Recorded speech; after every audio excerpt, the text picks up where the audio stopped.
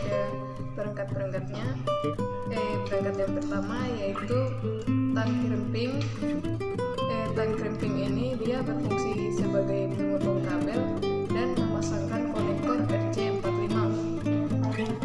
Untuk perangkat kedua yaitu di sini ada kabel UTP.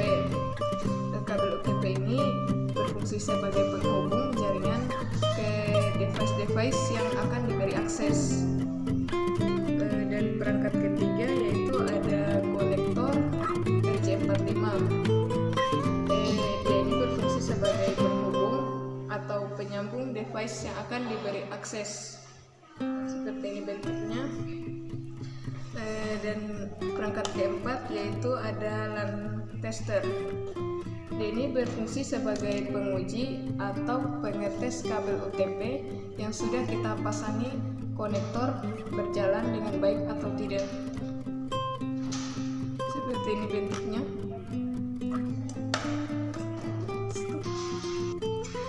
Oke, jadi kita lanjut pada urutan kabel cross. Untuk urutan ujung pertama itu, yang pertama ada putih orange seperti ini, ada orange itu nomor 2, yang ketiga itu putih hijau. Ini putih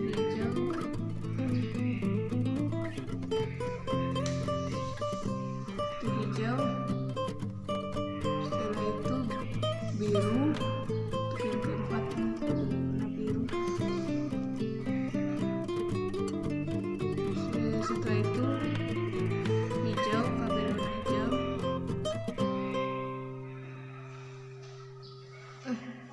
Putih biru dulu kan. Putih biru.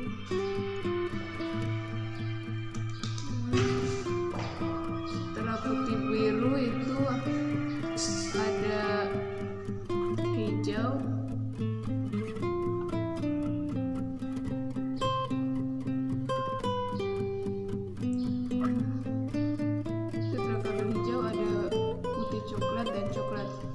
Jadi untuk ujung kabel pertama ini kabel cross seperti ini, putih orange, putih hijau biru, putih biru hijau, putih coklat.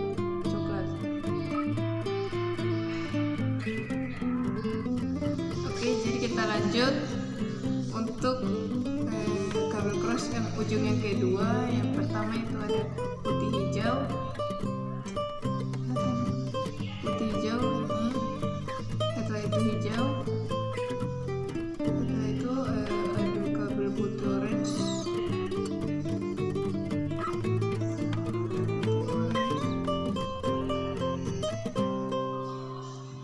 sini di ketiganya.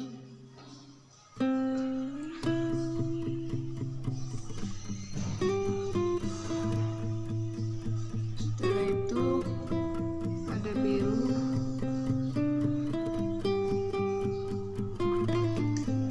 Putih biru, orange. Setelah kabel putih biru ada kabel orange.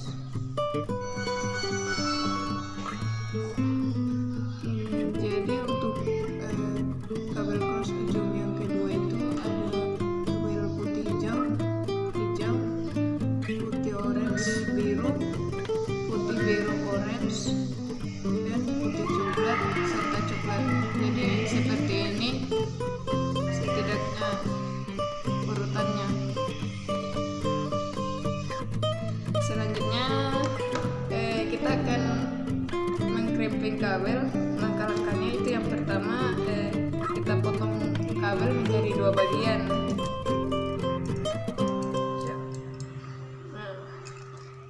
Nah, sudah berhasil.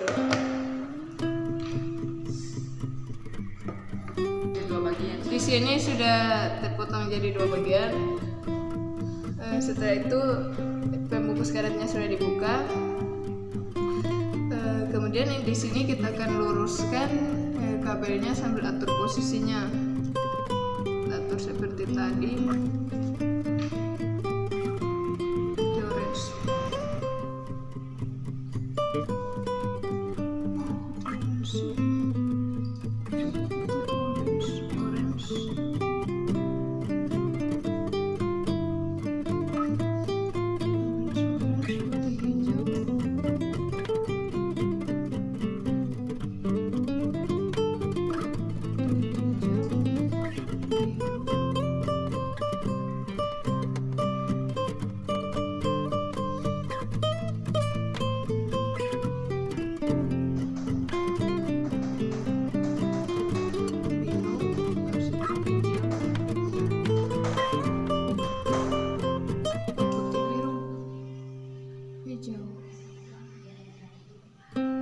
hijau, biru, putih biru di depan. Biru, hijau, itu putih coklat juga. Menjadi seperti ini, sudah teratur posisinya. Selanjutnya kita masukkan kabel ini ke konektor RJ45.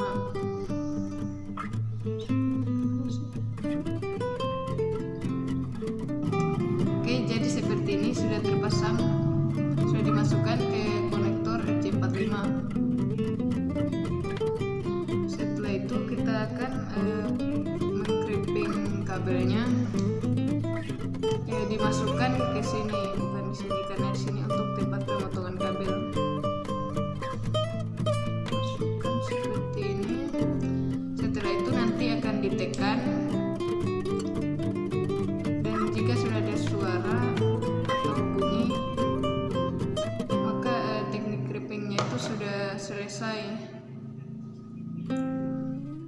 Teknik crimping kabelnya itu sudah selesai. Terima kasih telah menonton video ini. Mohon maaf bila ada salah kata dalam penyebutan nama perangkat ataupun fungsinya. Saya akhiri. Wabillahi taufiq wal hidayah. Assalamualaikum warahmatullahi wabarakatuh. Bismillahirrahmanirrahim. Assalamualaikum warahmatullahi wabarakatuh.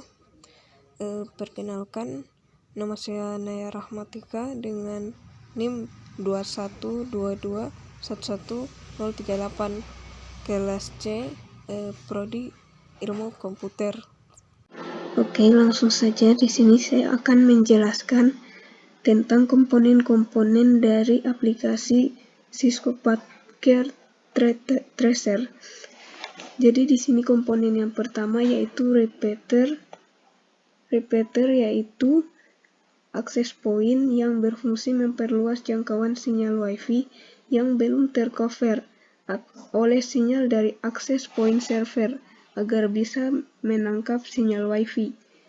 Fungsi dari repeater ini yaitu untuk memperpanjang rentang jaringan dengan cara memperkuat isyarat elektronis dan untuk memperbesar batasan panjang satu segmen. Kesimpulannya, repeater itu alat untuk memperkuat signal.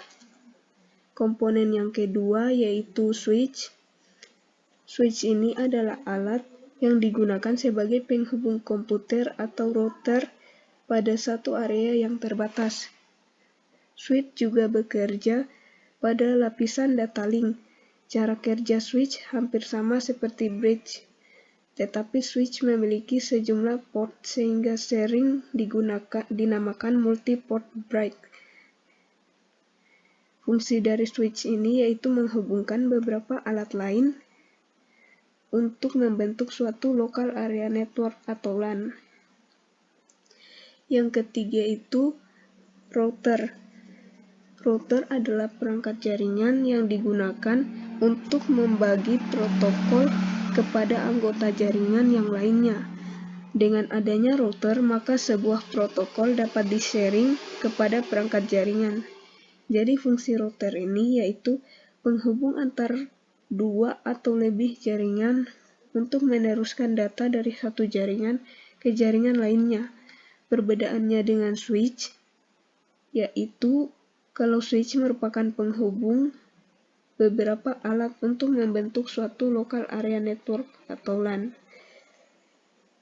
Yang keempat yaitu gateway. Gateway adalah sebuah perangkat yang digunakan untuk menghubungkan satu jaringan komputer atau lebih yang menggunakan protokol komunikasi yang berbeda, sehingga informasi dari satu jaringan komputer dapat diberikan kepada jaringan komputer lain yang protokolnya berbeda. Fungsi dari gateway ini melakukan protokol converting agar dua arsitektur jaringan komputer yang berbeda dapat berkomunikasi. Komponen yang kelima yaitu bridge. Bridge adalah jenis perangkat yang diperlukan jika dua buah jaringan bertipe sama atau bertopologi berbeda, tetapi dikehendaki agar lalu lintas lokal masing-masing jaringan tidak saling mempengaruhi jaringan yang lainnya. Bridge memiliki sifat tidak mengubah isi maupun bentuk frame yang diterimanya. Komponen yang keenam yaitu hub. Hub merupakan sebuah perangkat jaringan komputer yang berfungsi untuk menghubungkan peralatan-peralatan dengan Ethernet 10 baset atau serat optik sehingga menjadikannya dalam satu segmen jaringan. Hub bekerja pada lapisan fisik layer 1 pada model OSI. Fungsi hub yaitu bekerja tak lebih sebagai penyambung atau konsentrator saja dan hanya menguatkan sinyal di kabel UTP. Dan komponen ketujuh yaitu cloud atau komputasi awan adalah gabungan pemanfaatan teknologi komputer dan pengembangan berbasis internet awan. Awan adalah metafora dari internet, sebagian awan yang sering digambarkan di diagram jaringan komputer. Fungsi dari cloud ini yaitu mewakili seluruh proses dan peralatan jaringan yang terhubung pada jarak yang jauh dengan sebuah komputer. Sebuah cloud menyiratkan sebuah jaringan internet yang memiliki cara untuk terhubung ke jaringan tersebut. Jadi mungkin itu saja yang dapat saya jelaskan mengenai komponen-komponen dari aplikasi Cisco Packet Tracer. Lebih dan kurangnya mohon dimaafkan. Saya akhiri. Wabillahi taufiq wal hidayah. Wassalamualaikum warahmatullahi wabarakatuh. Bismillahirrahmanirrahim. Assalamualaikum warahmatullahi wabarakatuh. Perkenalkan, nama saya Nia Rahmatika dengan NIM 212211038. Kelas C, Prodi Ilmu Komputer, Universitas 19 November Kolaka, Kampus B, Buton Tengah. Oke, jadi dalam video kali ini saya akan menjelaskan mengenai perangkat jaringan dan fungsinya serta posisi di layar OSI. Yang pertama, ada perangkat yang pertama yaitu Ethernet card atau disingkat MIC. Posisi di layar itu dia di dalam posisi fisikal layar. Fungsinya yaitu untuk mendefinisikan media transmisi jaringan, sinkronisasi bit, arsitektur jaringan seperti Ethernet, topologi jaringan, dan pengabelan. Selain itu, level ini juga mendefinisikan bagaimana network interface card ini atau NIC ini dapat berinteraksi dengan media kabel atau radio. Perangkat yang kedua yaitu hub. Posisi di layar OSI dia berada pada physical layer. Fungsinya yaitu untuk sebuah perangkat jaringan komputer yang berfungsi untuk menghubungkan peralatan-peralatan dengan Ethernet 10 base atau surat optik sehingga menjadikannya dalam satu segmen jaringan. Perangkat ketiga yaitu switch on manageable. Posisi di layar OSI-nya yaitu di data link layer. Dia bekerja di layar kedua dalam model OSI di mana memiliki kemampuan yang lebih baik dibandingkan dengan hub atau repeater serta membantu dalam mengatur akses user pada akses list. Setelah itu ada perangkat yang keempat yang bernama switch manageable. Dia posisinya sama dengan switch manageable, dia posisi di layar OC data link. Fungsinya yaitu untuk menggabungkan kelompok LAN bekerja di layar kedua dalam model OC di mana memiliki kemampuan yang lebih baik dibandingkan dengan hub atau repeater, dan mempunyai kemampuan di dalam mengatasi masalah collision yang biasanya dialami oleh device repeater. Dan perangkat yang terakhir yaitu router, di mana router ini berada pada layar OC network layer. Router ini bertanggung jawab untuk menetapkan jalur yang akan digunakan untuk melakukan transfer data antar perangkat di dalam suatu jaringan. Router jaringan beroperasi pada layar ini, yang mana juga menjadi fungsi utama pada layar. Jadi itulah penjelasan dari perangkat-perangkat jaringan, posisi di layar OC dan fungsinya. Itu saja yang bisa saya jelaskan, lebih dan kurangnya mohon dimaafkan apabila ada kesalahan kata dalam penyebutan perangkat jaringan. Saya akhiri dengan ucapan wassalamualaikum warahmatullahi wabarakatuh.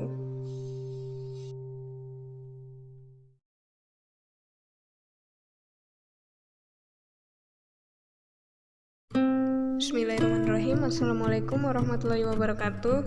Perkenalkan, nama saya Nia Rahmatika dengan NIM 212211038, kelas C, Prodi Ilmu Komputer, Universitas 19 November Kolaka, Kampus B, Buton Tengah.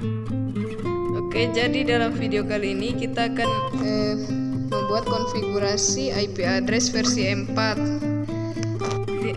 Di sini dalam video ini kita akan membuatkan langkah-langkahnya. Yang pertama itu tekan Windows R untuk membuka control panel. Di sini kita tulis control panel.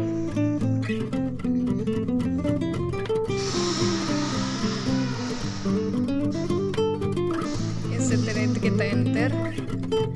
Di sini sudah timbul, pilih bagian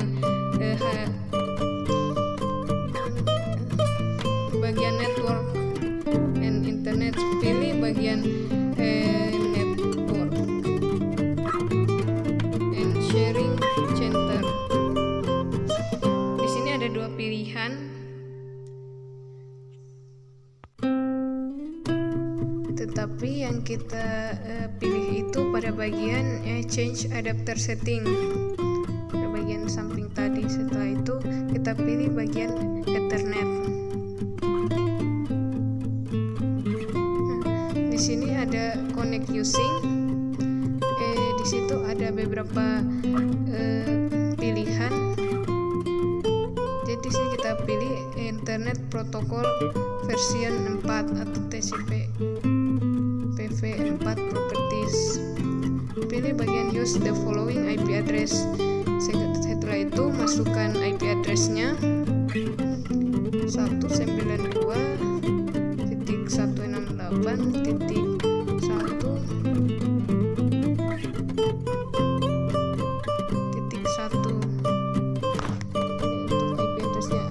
Setelah itu subnet masknya secara otomatis akan terlihat setelah kita menekan enter.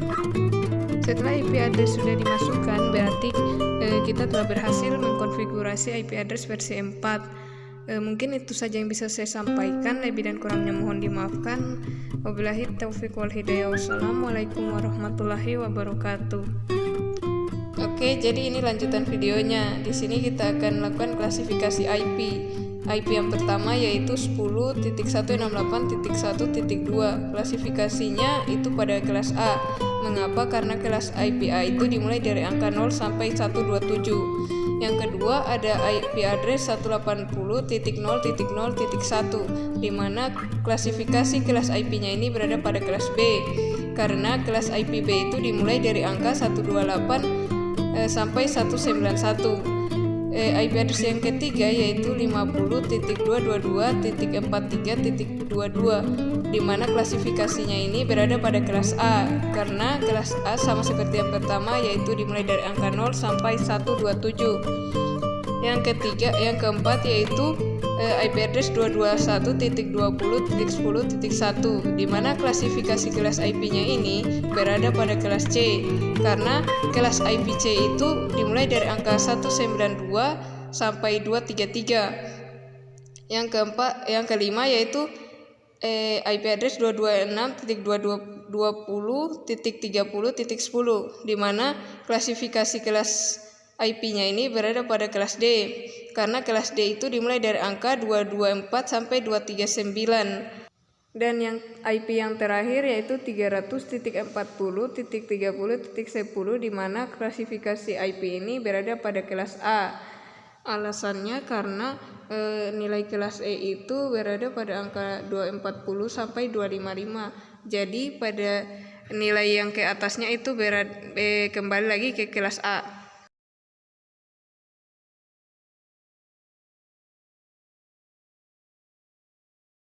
Bismillahirrahmanirrahim. Assalamualaikum warahmatullahi wabarakatuh. Perkenalkan, nama saya Naya Rahmatika dengan NIM 212211038, kelas C, Prodi Ilmu Komputer, Universitas 19 November Kolaka, Kampus B, Buton Tengah. Oke, jadi di sini kita akan membuat topologi VLAN. Pertama kita siapkan dulu beberapa PC dan laptop.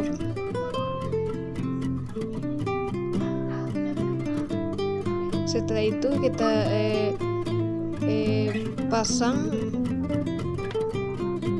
LAP PT atau access point. Setelah itu kita membutuhkan juga perangkat yang namanya switch. Di sini kita masih mengatur beberapa PC dan access point serta switch. Jadi kita tunggu sebentar, mungkin di sini agak sedikit membutuhkan waktu. Nah, setelah itu sebagai penghubungnya itu dia menggunakan kabel strike. Pertama, sambungkan access point ke switch dengan menggunakan fast Ethernet 0. PC juga dihubungkan kepada switch dengan menggunakan klik kanan, yaitu dipilih fast Ethernet 0. Sampai seterusnya seperti itu. Semua PC terhubung.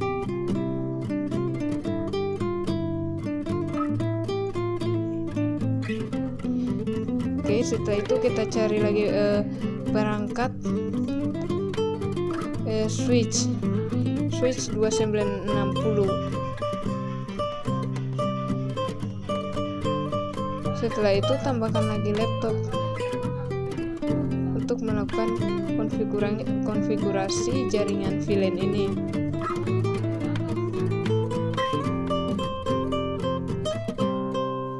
Di sini juga bukan hanya laptop yang digunakan, tetapi beberapa PC lagi untuk dihubungkan pada switch 2960.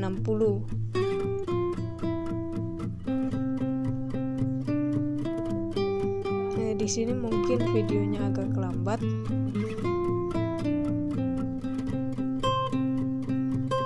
Setelah itu kita hubungkan lagi. Untuk switch 2960 dan switch yang pertama tadi dihubungkan dengan menggunakan kabel cross. Pada laptop dihubungkan pada switch 2960 dengan menggunakan kabel strike. Sama juga seperti PC. Untuk menghubungkan pada switch 2960.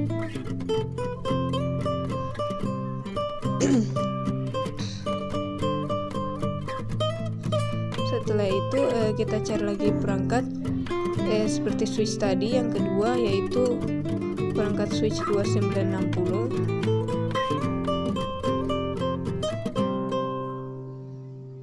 Setelah itu ambil lagi beberapa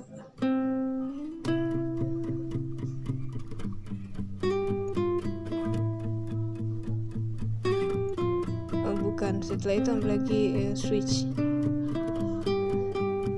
2960. Setelah itu kita butuhkan lagi yang namanya access point yang kedua.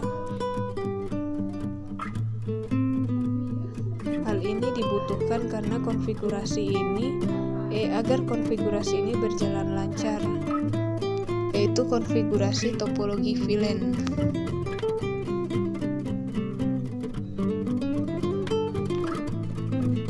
Jadi perlu kita ketahui bahwa VLAN ini atau Virtual Local Area Network merupakan sekumpulan perangkat yang ada di satu atau lebih jaringan LAN dan dikonfigurasikan oleh perangkat lunak sehingga dapat berkomunikasi antara satu dengan yang lainnya seolah-olah berada di saluran yang sama.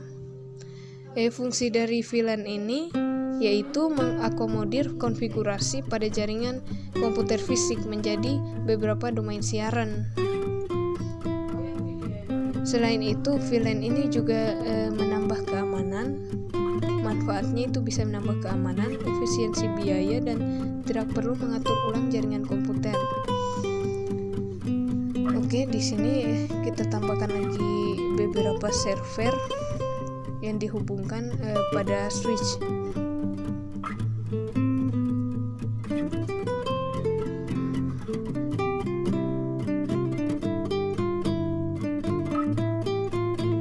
Di sini mungkin ada banyak perangkat yang digunakan karena agar dapat terhubung menjadi satu konfigurasi dalam suatu VLAN ini. Cara kerja LAN ini sebenarnya yaitu menghubungkan semua perangkat komputer dalam lebih dari satu jaringan lokal area network. Jaringan VLAN ini menyediakan akses data ke semua klien komputer yang terhubung ke switch dan diberi ID yang sama. Untuk itu di sini kita melakukan simulasinya pada Cisco Packet Tracer. Di sini kita masih mengatur sebagai penghubung itu pada kabel strike dan cross.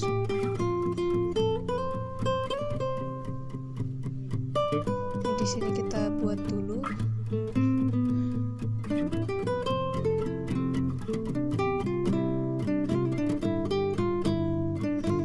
Di sini mungkin sudah sebagian terhubung, tetapi di sini belum ada ID-nya, belum ada IP address-nya. Jadi setelah di sini sudah dihubungkan dengan menggunakan kabel strike dan cross. Di sini mungkin masih agak loading ya laptopnya.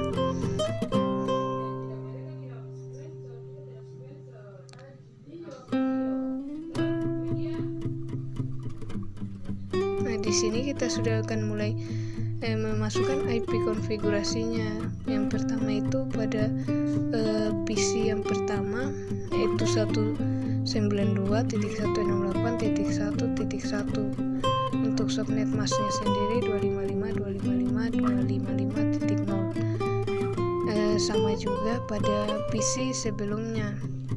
Hanya di sini yang berbeda itu pada angka terakhirnya, yaitu diganti jadi 2 karena di sini sudah beralih ke PC yang lain. Jadi begitu terus sampai seterusnya dimasukkan IP address. Perbedaannya di sini hanya bagian akhirnya atau oktet terakhir. Ya, untuk laptop di sini diisi IP address-nya itu 192.168.1.4. Masih berlanjut dengan PC yang tadi. Setelah 3 tadi ada laptop keempat. Berarti untuk PC yang ini dia itu 192.168.1.5.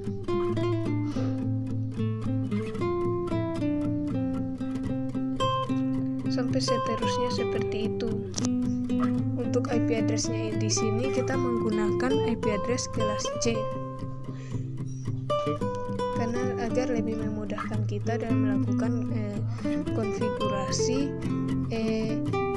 VLAN ini.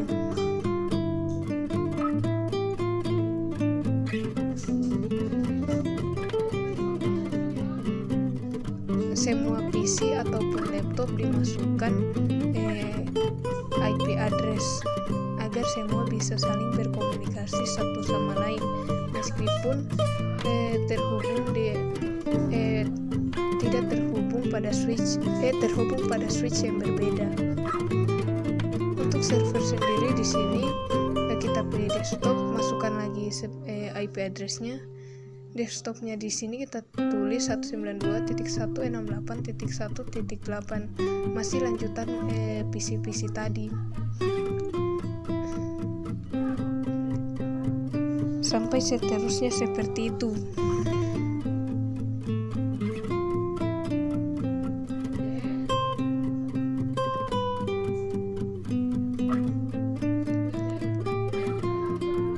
IP address dengan adanya IP address ini dapat memudahkan kita untuk mengirimkan data maupun hal pesan atau apapun agar PC yang satu dengan PC yang lainnya itu dapat saling terhubung. Jadi misalnya jika sudah terhubung itu dia bisa mengirim pesan meskipun menggunakan server atau switch ataupun access point yang berbeda masing-masing PC tersebut.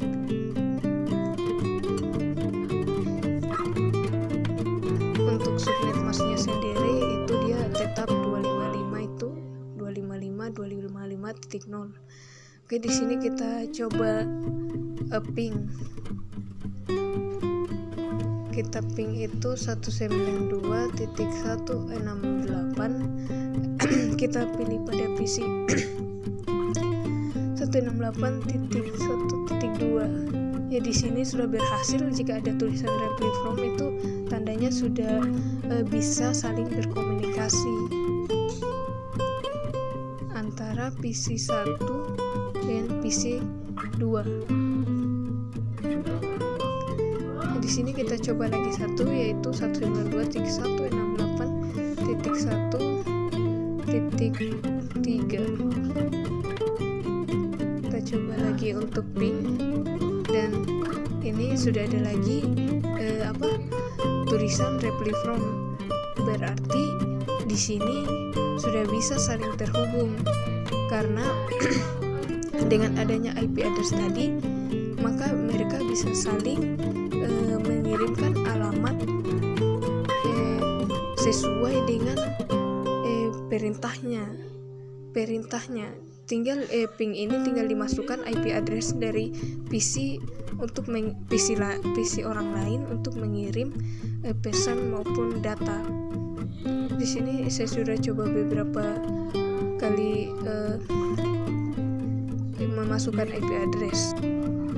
Terima kasih telah menonton video ini. Untuk ada salah kata ataupun kesalahan dalam penyebutan perangkat, saya mohon maaf. Semoga dapat bermanfaat bagi orang lain yang menontonnya. Oke, saya akhiri. Assalamualaikum warahmatullahi wabarakatuh.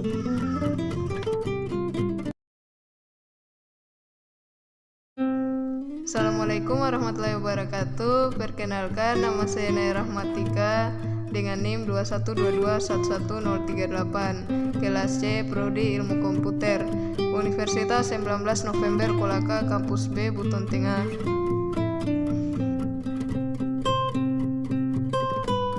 Oke, jadi pada video kali ini kita akan melakukan resource sharing, di mana laptop ini sudah terhubung menggunakan kabel UTP dengan laptop yang lain. Jadi kita pertama-tama pada laptop ini kita buka dulu file. Kita akan buat file yang baru atau folder baru. Ya, di sini kita tulis saja nama foldernya itu dengan menggunakan master.exe.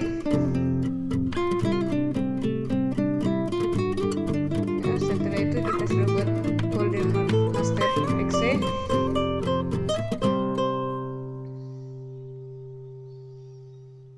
Sini kita klik satu kali, tekan klik kanan, pilih pada bagian share wide, pilih pada bagian specific people, kita tekan. Setelah itu akan muncul tampilan seperti ini, file sharing. Jadi kita pergi di bagian klik bawah itu, pilih bagian everyone, kita klik everyone.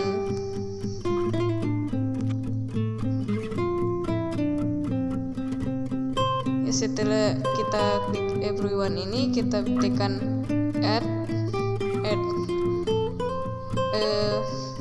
Pilih everyone itu ada bagian read, pilih bagian read write. Oke. Setelah itu kita klik share. Ya, di sini sudah mulai share master.exe. Nah, setelah itu ada tulisan your folder is shared, berarti kita tekan saja done.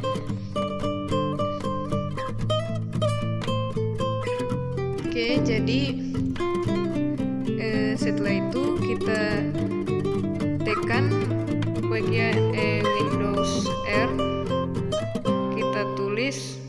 kita tulis control panel pada Windows R. Pertama itu kita tekan Windows R dan tulis control panel. Setelah itu tekan OK. Ya, di sini ada beberapa pilihan. Pilih bagian network and internet, kemudian network and sharing center. Pilih pada change advanced sharing settings. Kita tekan. Nah, di sini ada timbul change sharing options for different network profiles. Di mana di sini ada private, file and printer sharing, di sini dan home group connection.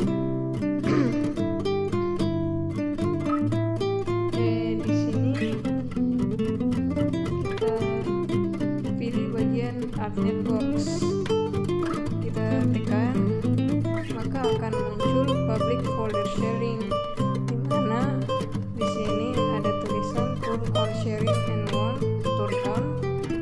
Pada file sharing connection itu dia use 128 bit, dan yang terakhir itu ada password protected sharing, di mana di sini yang kita harus pilih yaitu turn on password protected sharing. Setelah itu kita save change. Ya, maka di sini sudah melakukan resource sharing kepada PC yang satunya atau PC yang lain.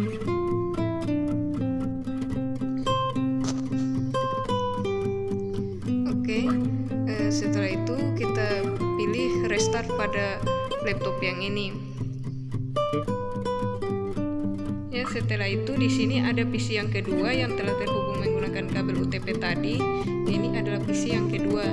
Jadi kita tekan Windows R. Kemudian di situ ketik garis miring 2, setelah itu tulis 192.168.70.88. Kita tekan OK. Kita tunggu ya, dan di sini sudah ada folder master.exe tadi. Berarti resource sharingnya sudah berhasil. Mungkin itu saja yang bisa saya sampaikan. Lebih dan kurangnya mohon dimaafkan. Wassalamualaikum warahmatullahi wabarakatuh.